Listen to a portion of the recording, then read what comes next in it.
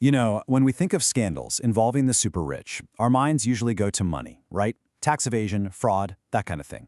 But the story of Robert Durst, an heir to a massive New York real estate empire, well, that story is written in blood. Let's dive in and see how a man who was born with everything imaginable became a convicted murderer.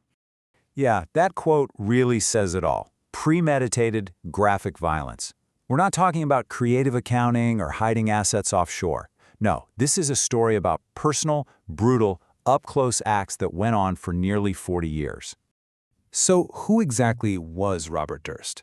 Well, before all the crimes, there was the name. He was born an heir to a New York real estate dynasty. We're talking about a world of skyscrapers, incredible power, and a level of privilege most of us can't even fathom. And with that dynasty came a multi-billion-dollar fortune. You know, the kind of wealth that can make problems just disappear. You can hire the best lawyers money can buy, you can open any door. But as we're about to see, all that money couldn't do a thing about the darkness inside the man himself. Because when you strip away all that money and power, this is his ultimate legacy. He's not remembered as a tycoon, not as a philanthropist, but as a convicted murderer. So the big question is, how did it all finally unravel? So, with a story that twists and turns over 40 years of mystery, where do you even begin? Well, interestingly enough, we're going to start at the very end, with the final judgment that brought the whole thing crashing down.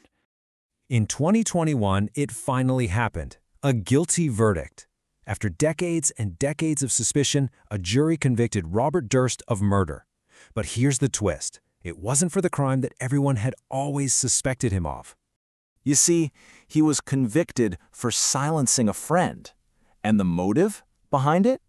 It was all to cover up the original crime, the one that started this whole dark saga.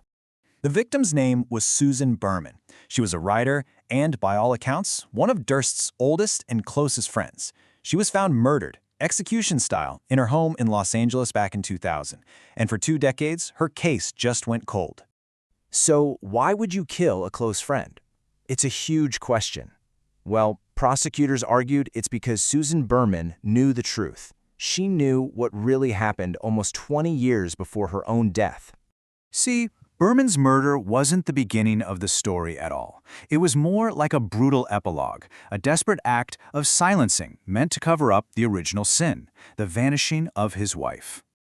Okay, let's go all the way back to 1982. Robert's wife, Kathleen, disappears, just vanishes. He was the prime suspect from day one, but they never found her body. Now here is the absolutely crucial part. His friend, Susan Berman, is the one who provided his alibi.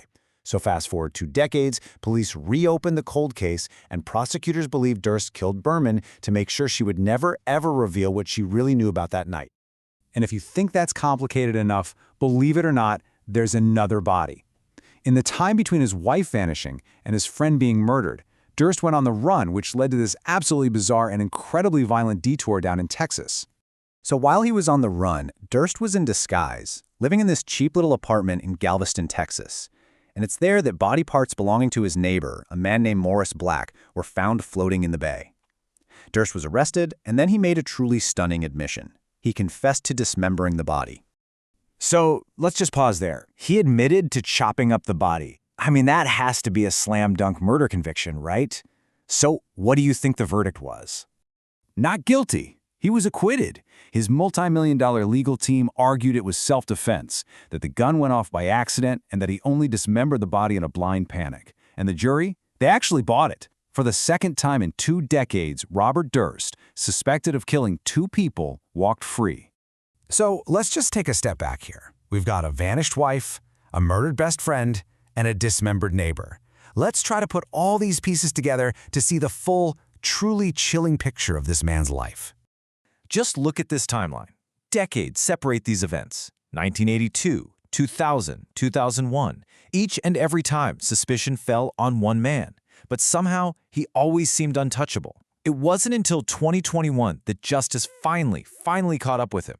He ended up dying in prison just a year later, taking whatever secrets he still had to his grave.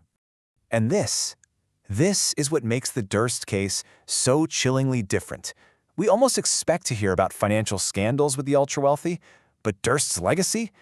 It's one of direct, hands-on, homicide, and dismemberment, followed by decades of meticulous cover-ups. And that brings us right back to where we started. It's this premeditated, hands-on violence that makes the Durst case so uniquely disturbing. It's a story that's not just about wealth, but about what that kind of wealth is able to conceal. Which really leaves us with one final, disturbing question to chew on. For 40 years, Robert Durst was a suspect, and yet he remained a free man. It really forces you to ask, how does immense wealth and privilege allow a monster to hide in plain sight for so long?